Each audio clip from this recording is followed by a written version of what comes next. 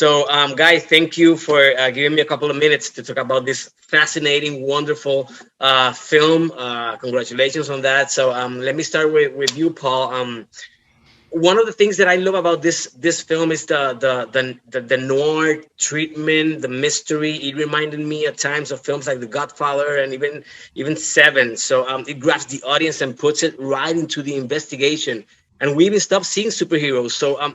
What was your reaction when you first got the script, and how do you think the Batman hardcore fans will receive this version?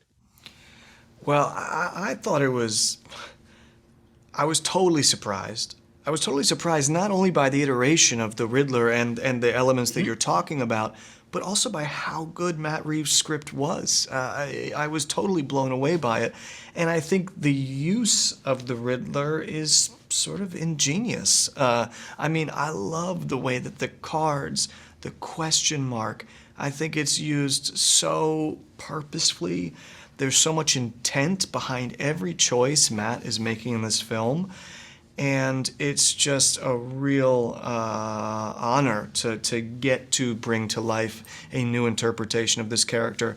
These fans are so passionate, but we are also so passionate, and so I'm excited to share the film with them, and I hope and think that they will enjoy. Thank you for that.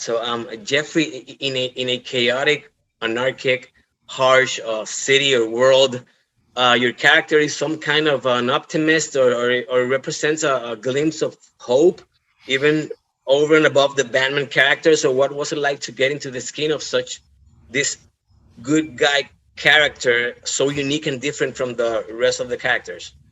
Yeah, I'm not sure if he's an optimist. I just think he's surviving. He's doing what he can for his own survival, but also as he perceives it for the survival of the city of Gotham.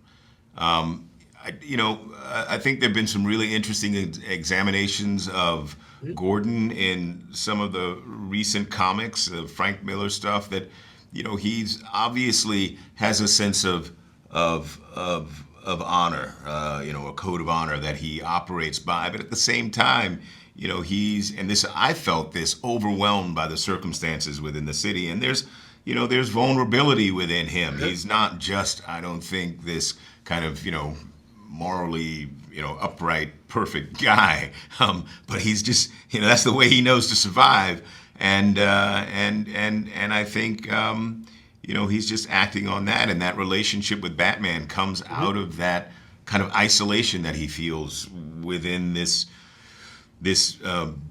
world in which the institutions, including the Gotham Police Department, are decaying, and so all of that, that need to survive on his own terms leads him to this partnership with Batman. So yes, he's a good cop as Batman describes him in our film, but he's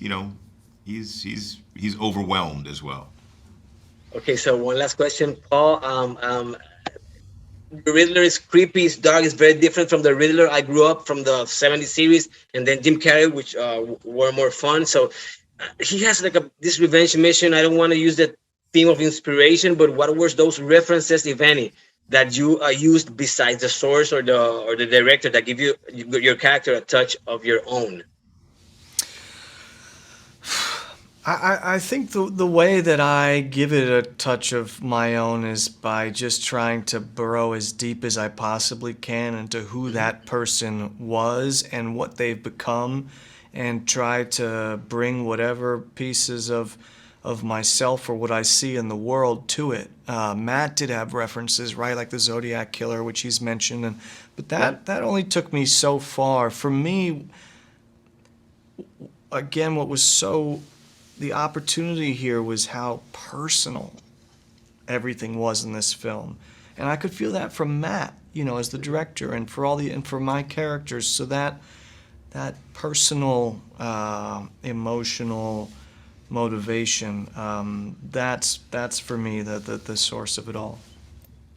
Well, my time is up. Thank you very much, Guy. I love the film. So, Jeffrey, hope you come back to Puerto Rico. And Paul, you're more than welcome to come to Puerto Rico. Thank you, and Thanks. have a great day.